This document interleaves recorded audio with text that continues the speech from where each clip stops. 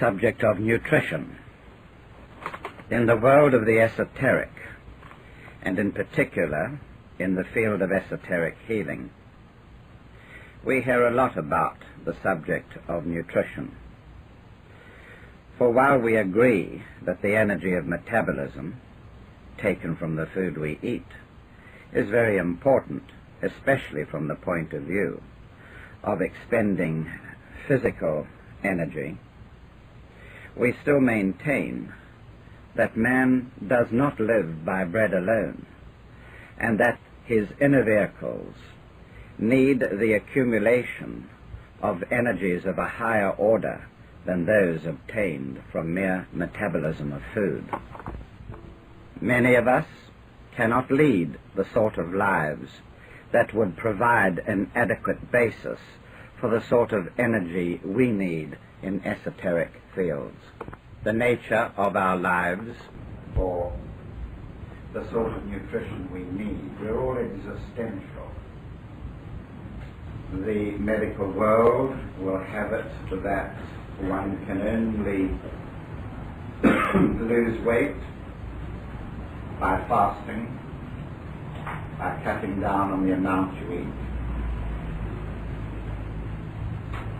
It's always a source of great interest to me, if not discomfort, to sit at table with my peers, which may include youngsters, and to note that I never eat very much more than they do. I'm saying very much because I'm leaving a little bit of elasticity there. Yet the surprising thing is that some people put on weight so easily and others just don't put it on at all. So many have suspected that it's an unfair world, the world of nutrition. That some people very easily fix energy, store it, and others have great difficulty in fixing it and storing it. The field of nutrition is filled with cranks because people are concerned about appearance. They're concerned about their well-being. And cranks come into the field because it's a relatively easy subject to discuss, and pet theories can be brought out into the open without any fear of criticism. Generally speaking, this college is against orientation towards physical devices for attaining so-called spiritual growth. And many there are who gain comfort from the belief that their diet, or what they eat, is taking them steadily towards samadhi. And in fact, it's doing nothing at all, except perhaps occasionally to make them believe that they need not deal with their minds as assiduously as they deal with their appetites.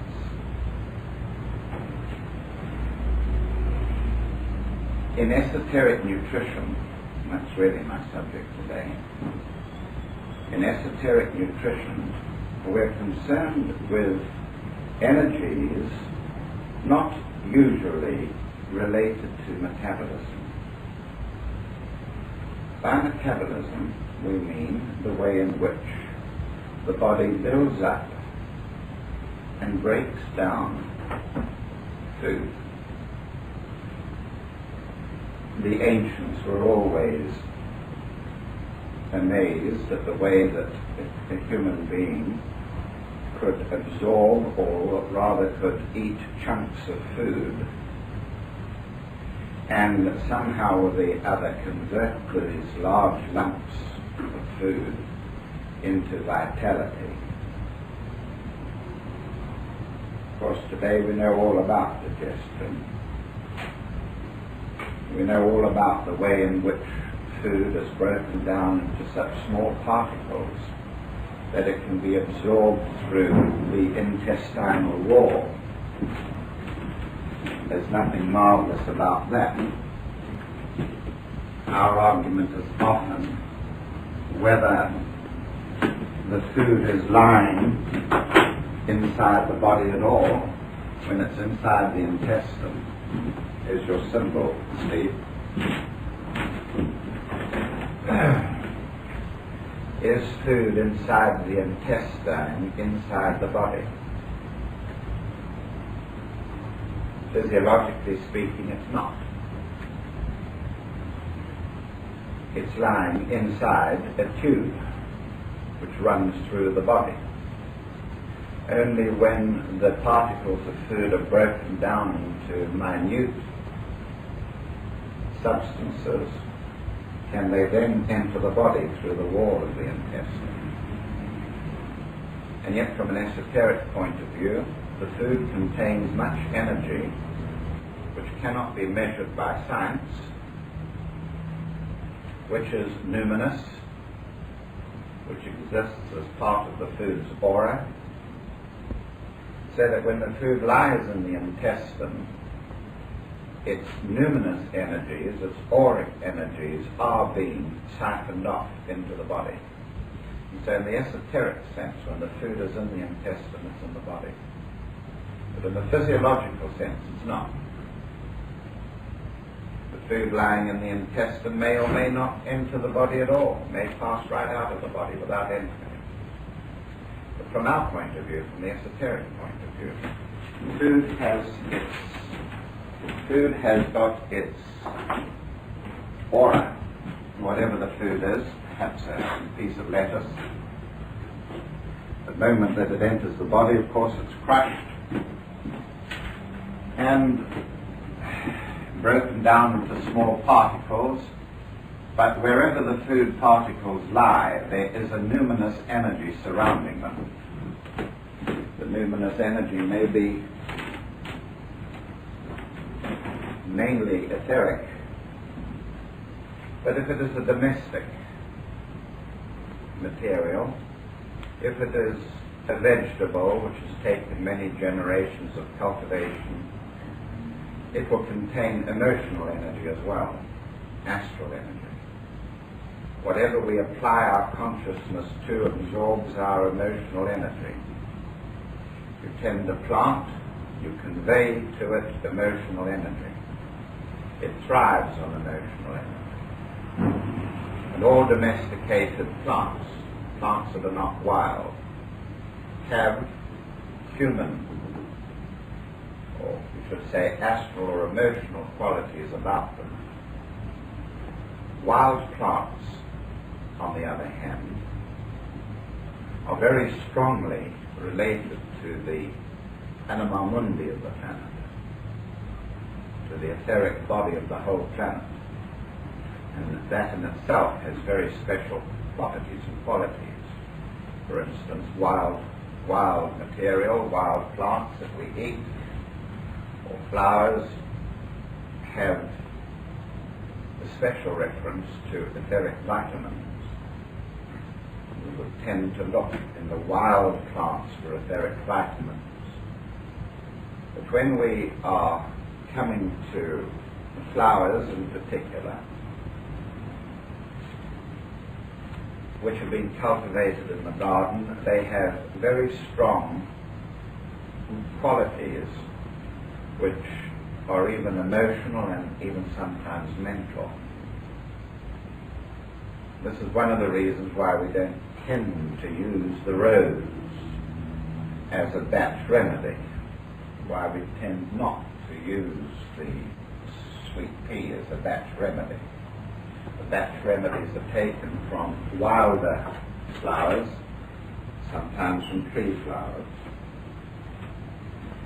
So, when we approach the subject of nutrition, whilst there are many opportunities, such as those as I've indicated here, for us to branch off into weird fields, mystical fields, the basis of our nutrition must be sound.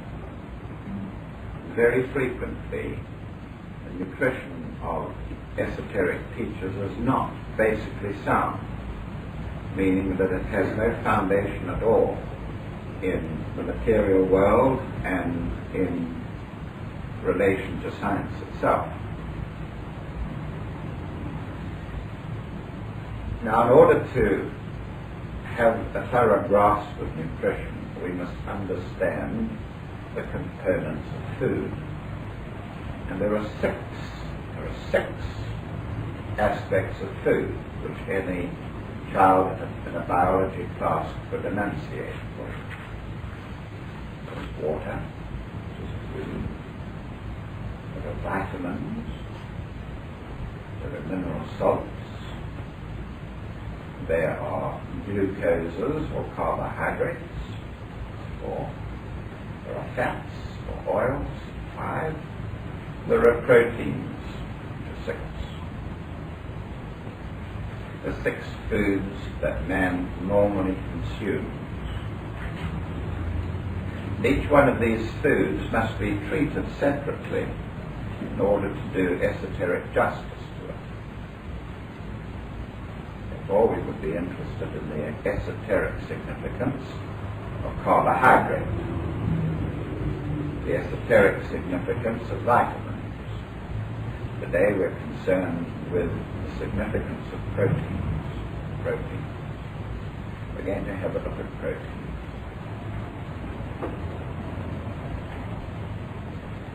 Now we can do without water for 2 or 3 days. We can do without most of the other foods for long periods of time. We can do completely without carbohydrate. In fact, but we have to have protein. We cannot live comfortably or at all for very long without protein. Whenever the various dangers arise in nutrition, they're generally associated with a matter of protein, especially protein deficiency or protein lack. And this is the very field that brings the orthodox into conflict with the esoteric. Because protein forms part of plant life and also part of animal life. The matter of vegetarianism is a strong factor in esoteric nutrition, must be considered. So if you understand protein nutrition well, there's a possibility that you could become an adequate nutritionist. We have to have protein. We can't live without it for long. The moment that we try and do without it or have to do without it, then we begin to suffer all sorts of complaints. And the complaints are generally associated with 2 important things. That the body can't repair itself. The body cannot repair itself. And therefore the parts of the body that are being worn the most are likely to suffer the most. Any part of the body that wears out, like the skin, constantly shedding the skin. And I have seen some of the worst examples of literally bad protein diet in esoteric people show up in the quality of their skin. I have seen, Gordon could name them with me, esoteric people who have been vegetarian for years and years and years with the most appalling skin. Not necessarily because of the bad or lack of protein, but for other reasons as well. The skin constantly wears out. The gums wear out as they rub against the food that you eat. The elbows wear out because of the wear and tear on them. And structures that have to grow all the time wear out, like the nails. If there's poor protein diet, then the nails split. all sorts of things happen to structures like that, in which there's heavy wear and tear. And the property in protein which is of importance is nitrogen. Of course, nitrogen makes up 80% of the atmosphere. Nitrogen makes up 80% of the atmosphere. And the nitrogen atom is required in protein. The difference between protein and the other foods that we eat, like fat and carbohydrate, the protein has got nitrogen in it. And before a new cell can be built, I refer you back to what I said with regard to repair, before a new cell can be built, it's got to have a nucleus. The cell has got to have a nucleus. Because it is the nucleus of the cell that divides into two. When the cell divides, when the tissue is trying to reproduce itself and to repair, it divides into two. And only if the nucleus is adequate will it divide into two. Only if enough proteinous material, out of which the genetic constituents are constructed in the nucleus, only if there's enough will the cell be able to divide and therefore to repair, to renew. And nitrogen is absolutely indispensable to this process. You should also remember, but less significantly here, that sulfur is part of protein as well. Sulfur is part of protein. So, this is a field of great importance to esotericists who very frequently restrict their intake of protein. They restrict it by not eating whole protein. You better just make a list of whole protein. Whole protein is found in eggs, in fish, in meat, and just about nowhere else. And if you are deprived of these three, then you are struggling for protein anyway. And a diet without these is a diet that has to be very carefully watched. That's the point. You can drop these from your diet, cheese, milk as well, cheese and milk. You can drop these from your diet. But once you do drop them from your diet, then you have to watch your diet very, very carefully. Something that I could never do with the sort of life I'm leading, never mind the sort of life you're leading. But I couldn't do it. Add to this unusual circumstances in the person's life, apart from the life he's leading, which doesn't give him time to prepare adequate protein diets that lack the whole ones that I've listed to you, thereby having to resort to things like nuts and fruit and so on. Add to this the fact that if the person is young, a child or a youth, they're still growing. They're still growing. Pray God I've stopped growing. But up until the age of 21 or 22, you're growing.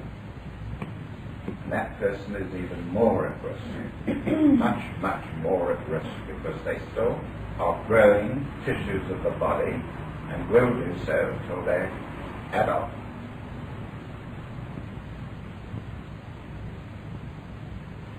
And then if this is all aggravated by certain other things, like hard work, and amongst women the problem is aggravated even more by the fact that women lose a lot of nitrogen in their natural cycle. The content of the hemorrhagic material of menstruation is nitrogen.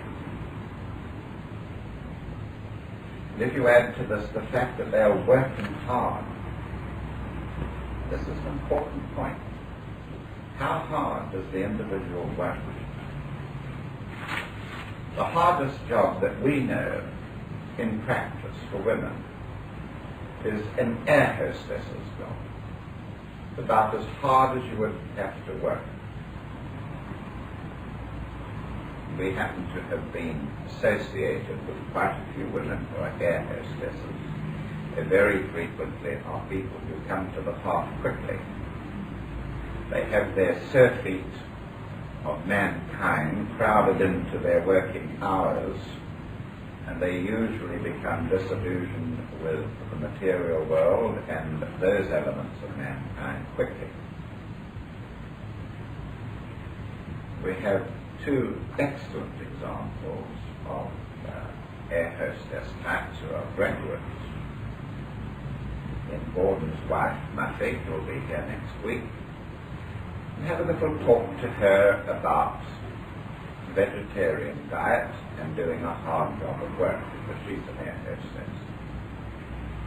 And Barbara Painter is also a graduate, is also an air hostess, but yeah, her testimony about it.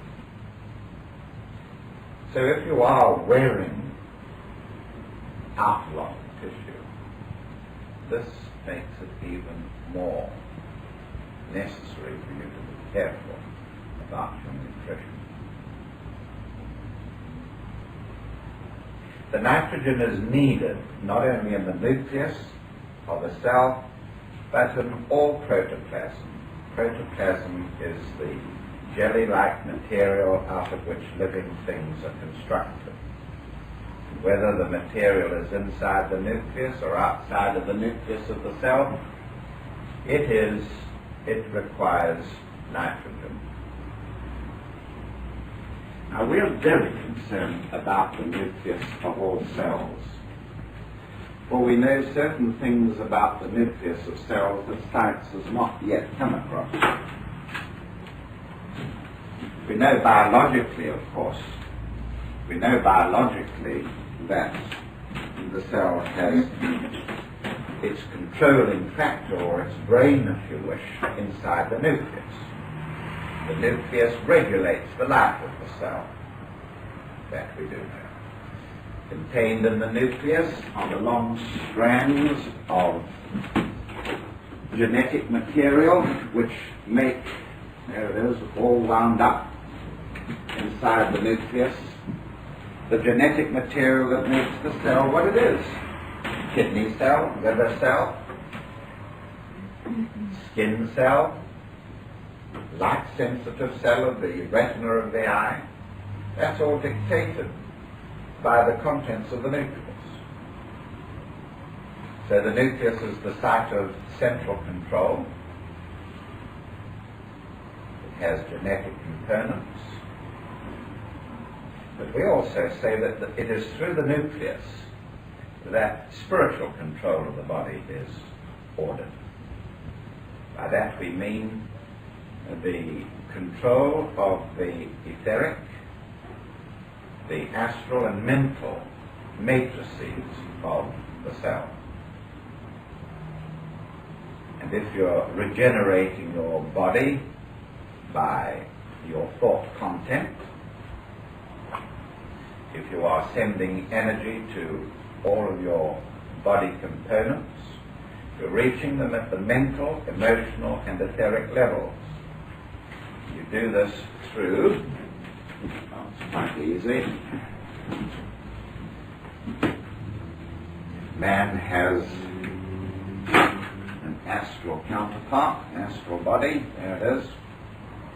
If he has a mental body, there it is, interpenetrating the others. And then there is a continuum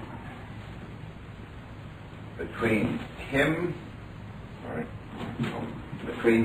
and his heart. And the continuum exists in astral and mental substance. We control the whole, we can use the word attitude of the cell at these inner levels through these continuums.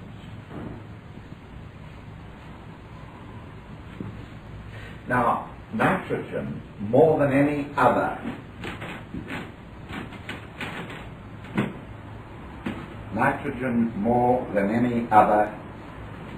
element is responsive to solar fire.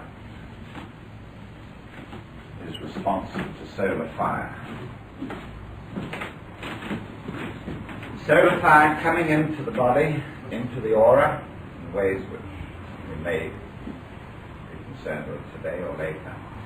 Solar fire is channeled mainly through the nitrogen atom.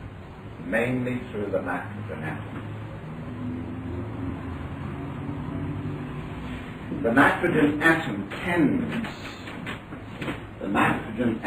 tends to form a pyramidal structure with its atom at the apex. Forms a pyramidal structure with a nitrogen atom at the apex. And it is into this basic structure that solar fire is deposited through a force channel.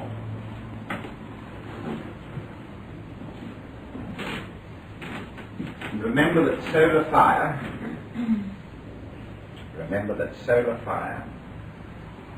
has an evolutionary effect on form. Solar fire constantly drives form towards perfection. It is the second aspect of the Trinity. It provides form with cohesive properties, and it constantly urges form towards perfection in terms of truth, beauty, and goodness. And so, the importance here is that comparing protein to carbohydrate and to fat, you have two unwilling instruments and one very willing instrument, the solar fire influence. And it is contained, nitrogen is contained, as we know, in the nucleus. The science will discover that the nucleus rotates in cells. It's beginning to discover this already. We have taught it for a long time. The nucleus rotates. And it is a device which is of extreme importance. Now, what is a protein made of? Kitty, get up there and list it for me, please. Anyway, pull that thing down. I was just important with that. In 100 grams of protein, we find that carbon represents 54 grams. Carbon, 54 grams. Yes. Carbon is ray 4. A ray of art and harmonies with conflict.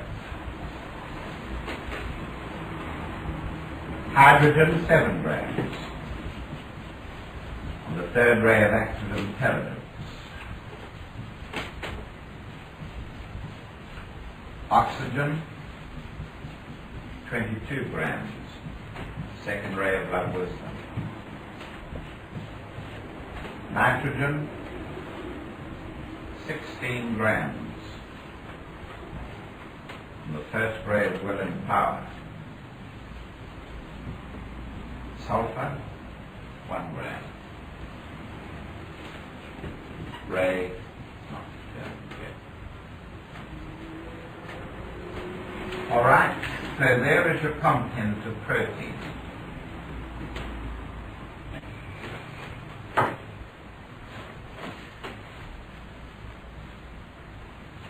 Those qualities of the rays will be helpful to us later on when we begin to sort it out.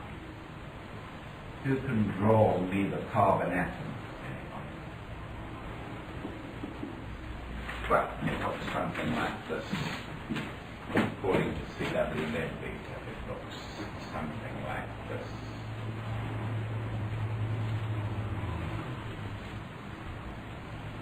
The funnels leading out of it.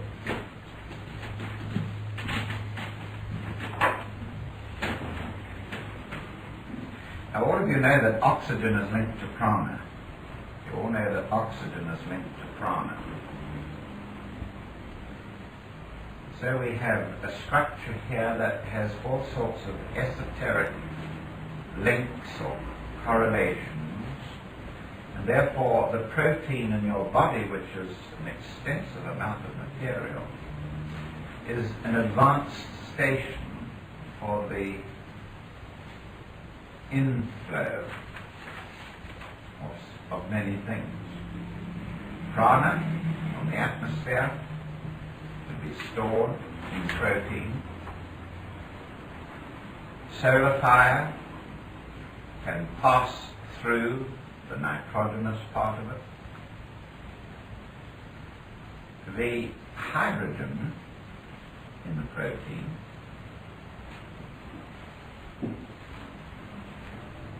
enables the protein to act in a strange way.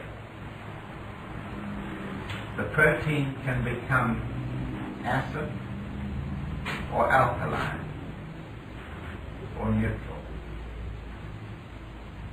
And this is achieved through the hydrogen atom. We'll talk about it later. Our proteins can be huge or they can be tiny. The hemoglobin molecule, hemoglobin, covered in red. The hemoglobin molecule is the red pigment of the blood. A lot of the molecules are contained within a red blood cell. Here's a red blood cell. Now, these hemoglobin molecules are huge. 66,000 is their molecular weight. Molecular weight of 66,000, whereas hydrogen is 1. So the molecular weight of hemoglobin is 66,000. But when you get to the molecule which carries the same gases and things in animals like crayfish, you get a molecule getting to something like 5 million. Molecular weight of 5 million. And so there's no arguments about it that protein is a very unusual material, and in its combinations can carry vast amounts of numinous energies, whether the luminosity is related to solar fire, so on, beside the point. Now we can put together a very simple protein. We can say that a protein is made up of 1 nitrogen and 2 hydrogen atoms. The nitrogen is linked to a formula of other atoms like that. So there is the simple protein, the simplest one we know. Nobody's asking you to go into chemistry. All you need to do is to visualize in your mind's eye a nitrogen atom, hydrogen atoms, and so on, thrown together in a sort of a globule. Kitty as an experiment of New Age art. how would you depict that artistically in formula, which is a simple formula of protein minus glycine? Well, you have your colours there, haven't you? Put your colours of the rays up there. Yes, good. Right. Good. Right. And sulfur, let's call it orange. Now do me a drawing here, bearing in mind what I've done for nitrogen.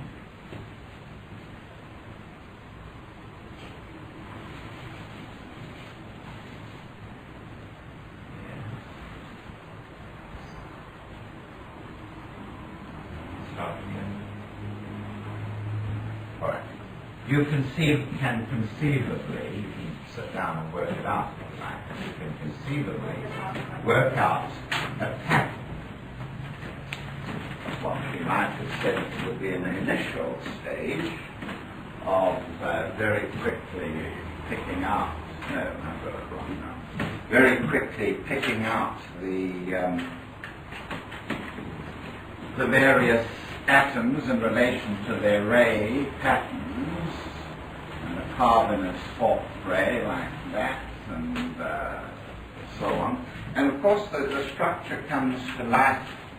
The structure comes to life later when the proteins become highly organized and forming chains and circles and all sorts of things like that. Yes. So there's a lot to be done here. There's a lot to be done in the future. A lot of room for clairvoyance. And you look into, what would we call it? Occult organic chemistry. Occult organic chemistry. C.W. Leadbeater has done an enormous amount of work in ordinary chemistry, giving us the structures of the nuclei of the elements. Very beautiful. And the future offers opportunity for being able to see these proteinous structures clairvoyantly. What might be the application of being able to see structurally, even if it were in color form and not in actual atoms, the various protein structures? Say, for instance, you're going to look at a hemoglobin molecule. The hemoglobin molecule has a structure something like this. We're talking about nitrogen. Yes. It has a structure something like this. It is pyramidal in the sense of the Pyramid of Giza, isn't it? All right, let's do it like that. There's the nitrogen atom. Tell me what these four atoms are, anybody? The four atoms attached to Carbon, hydrogen, or oxygen? No. Iron, iron, iron, iron. Now look at that for an occult structure. Here's hemoglobin. Hemoglobin. Hemoglobin is the red material of the blood and said to be one of the most occult structures of all. And we find it forms a pyramid on a base of 4 points. And the 4 points are iron and they're magnetic. They're magnetic. So when next you apply magnetic fields in our clinic, either to yourself or to somebody else, you have a better idea of the forces at play. And every particle of pigment in the blood has occult properties, which are both magnetic. What does the magnetic structure provide opportunity for an immense inflow of solar fire. Immense inflow of solar fire. We've always maintained that the fundamental basis of all so-called miracles is magnetic. So we're beginning to play around with the subject of protein. There's a lot more to it than we previously imagined. Turn the board down for me a little bit. That's enough. All right.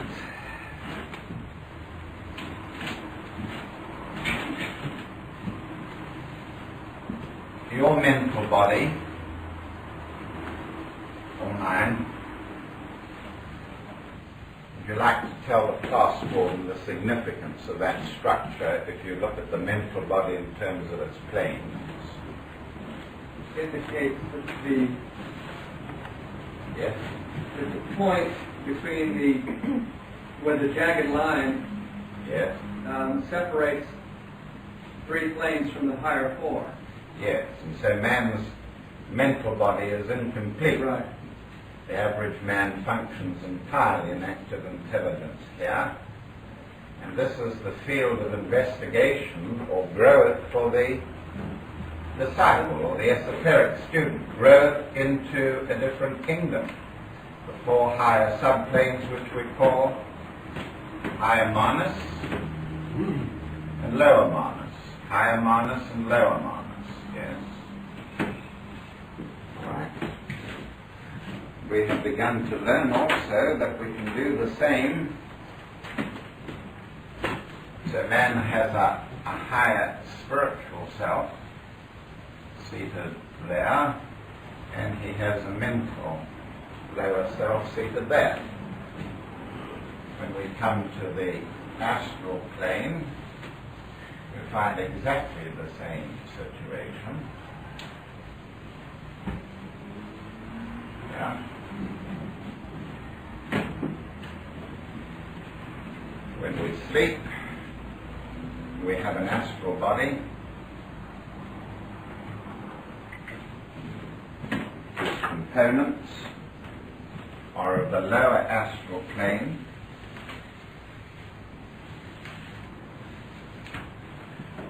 But we have a higher potential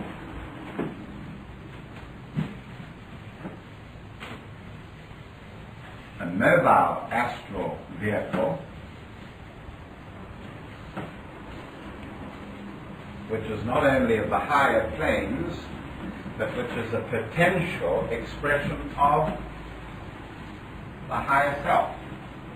And this part may detach itself from the sleeping entity and move around in the astral world, leaving behind an astral matrix which enables you to dream. Here you do your dreaming, there you do your astral travel, your movement around in the astral worlds. And when a person is highly motivated emotionally, he is interpenetrated to some extent by his higher astral. The point we're making here is this division once more, this capacity to sever. Now when we come down into the physical body, there exists again this linkage, this potential fracture area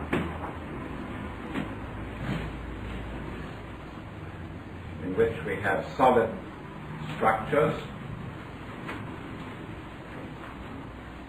7th physical plane, subplane. We have liquid, which is the 6th, and we have the gaseous part of the body. And then we have a region here, which is ionic, plane of ions, then the 3 higher. Atomic, solid subatomic, supramolecular, and so on.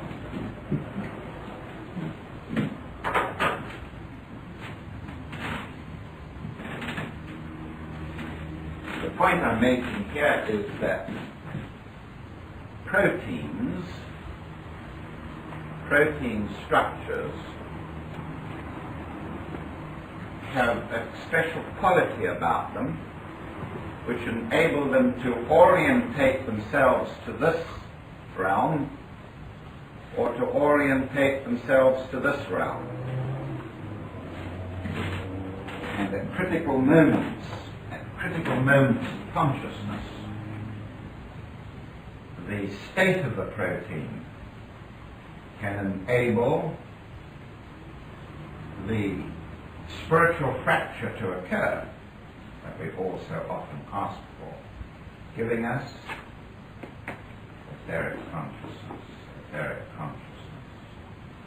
And so the higher states of consciousness can be accelerated, can be induced by creating mobility or fragility, if you like, in this region all the way along through the bodies.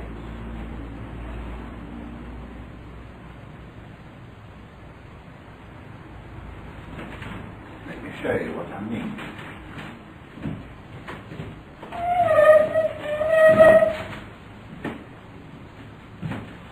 The wall of the stomach secretes hydrochloric acid. The wall of the stomach secretes hydrochloric acid into the cavity of the stomach. The hydrochloric acid dissociates. You get hydrogen ions and chlorine ions. The hydrogen is positive and the chlorine is negative. That's hydrochloric acid. If you have a lot of hydrogen ions in your body, you tend to be acidic. Perhaps an acid urine, slightly lower than neutral pH for the blood and the body fluids. Also, when you take salt, a crystal of salt is like that, and it's made up of sodium chloride. Sodium and the chloride can disassociate in water so that you get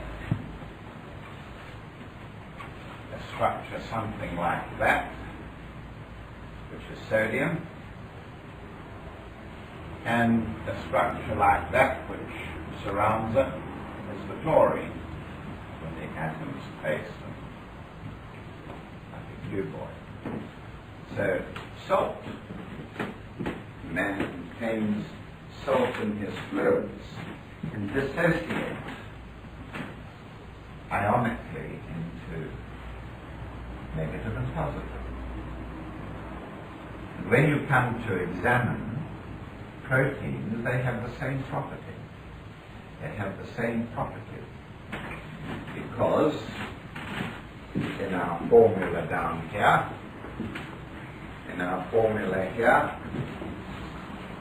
the nitrogen part of the protein,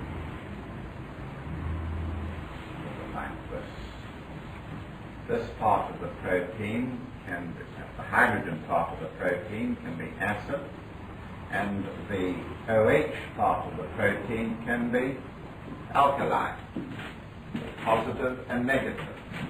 Every protein tends to have this quality about it, no matter what it is, tends to have a negative and a positive end to it, a negative pole and a positive pole to it. So if we are meditating, if we are drawing in vast amounts of solar fire, then the body tends to move towards the state of being basic. By basic we mean opposite to acid. And as we all know, the bellows breath, which can project us into superconscious experience, has an effect on us of making the body fluids more basic. When you practice the bellows breath, you have an immediate change in the electrical structure of the body fluids. The very slightest change towards being basic, or the opposite of acid, being alkaline, can project you into superconscious experience. And so, there's no doubt about it. We are very interested in proteins from the esoteric point of view. There's no doubt about it that according to the ability of these proteins to change their electrical expression has a lot to do with just being able to go through into the superconscious state in which the higher bodies come out of alignment with the lower. The higher bodies come out of alignment with the lower.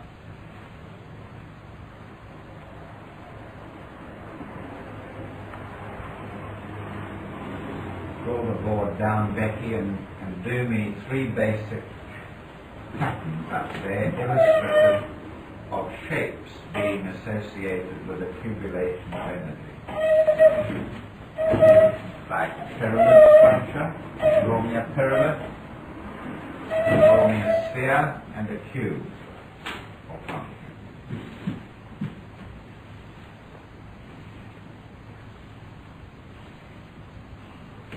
Yes, good.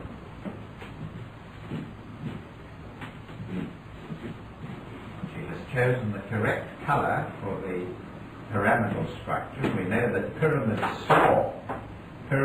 store second ray energy. Love, wisdom, solar fire. Yes. What fire would you associate with the spheroid? Fire of the first ray, which is photon, or electric fire. Yes. So we all know this, that shapes are accumulators of energy. Ray 1, ray 2, ray 1, ray 3. Shapes are accumulators of energy. And so it's nothing new to us to understand that the nitrogen atom conveys the capacity to store the first ray of will and power's energy, especially electric fire. And at the same time, by forming pyramidal structures with neighboring atoms like iron, nitrogen and 4 iron atoms, it is able to accommodate solar fire. This is a characteristic of the building blocks of protein. We call them amino acids. Amino acids are the building blocks of protein. And so there are about 23 different amino acids, natural ones, natural amino acids. I drew one of them earlier for you. These amino acids can form chains, different kinds of them, different acids form chains, so that the protein molecule can be long, like that. It can be a fiber in the body, which can form many things, ligaments, bones. So they can be long proteins, or they can be rolled up and form globular proteins, or ovoid proteins.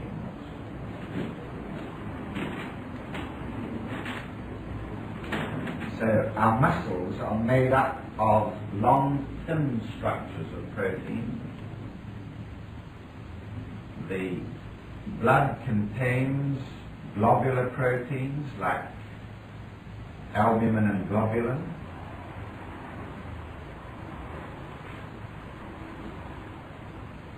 So we can again see that proteinous structures act as energy accumulators according to their shape. When you attended my talk on the third eye, you remember how I emphasized this, that the pyramid itself has different qualities embedded in it. The lower third will preserve mammalian tissue. The upper third of the pyramid has something to do with the spiritual unfoldment of the third eye. So far from this being purely a matter of chemistry, we are beginning to understand some of the occult forces involved in protein. We also know that man is in constant change. His physical body replaces itself every 2 or 3 years. There is no atom, calcium,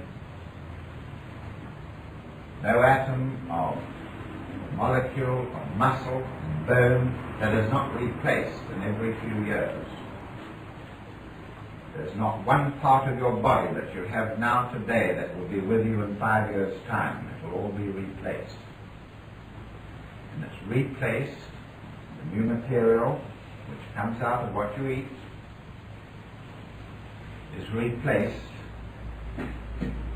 by new material put into the matrices, the matrix of the physical body, which we call the esoteric.